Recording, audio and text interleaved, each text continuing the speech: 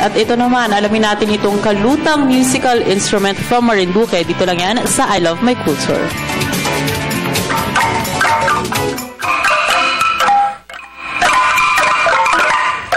Isa sa mga ipinagmamalaki ng mga taga Marinduque ay ang kanilang pangkat kalutang mula sa Bambangasan.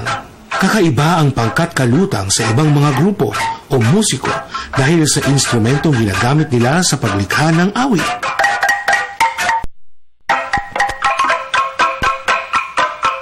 Nagsimula po ang pangkat kalutang ay noong 1970s. Kasi ako po ay magkakaingin, nagsimula po ito, habang ako'y nagapipahinga, humawak ako ng kalutang, ay naisip ko po na,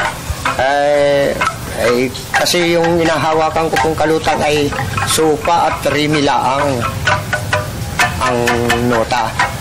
Kaya tinuklas ko po yung kung anong kasunod. Kasi ang nauna ko pong tinuklas na melody ay yung sitsiritsit. Kasi ang sitsiritsit po ay walang sa kalutang na kwan, walang do. Do lang po dito sa number 1 kong hawak. Sinimulan kong gawin.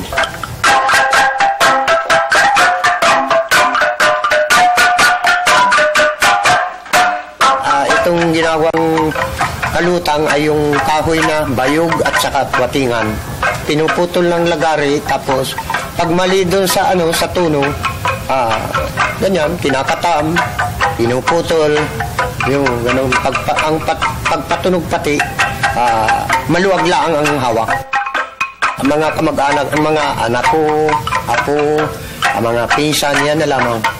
Ay nung mga 1970s, iba-ibang kwan yun, tao, kinuha ko. Nagbuo ako ng pangkat namin.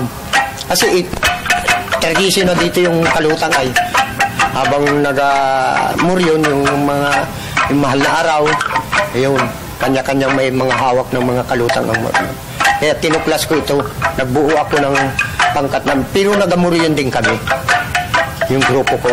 Ang grupo namin ay nakapagtangal na sa iba-ibang probinsya, kamukha niyang dyan sa Folk Art Theater, sa mga mall, ayan, naanyayahan kami.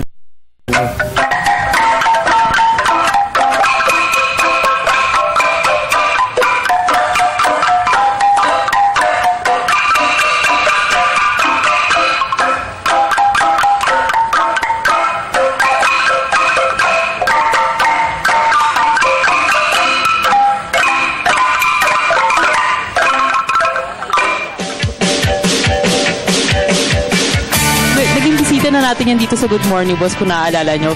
Galing sila sa Marinduque, tapos nag-perform sila dito sa show. Remember? Dati, oo. Di parang sinatsa ko natin before, pero pang ganun talaga siya. Wow, talaga may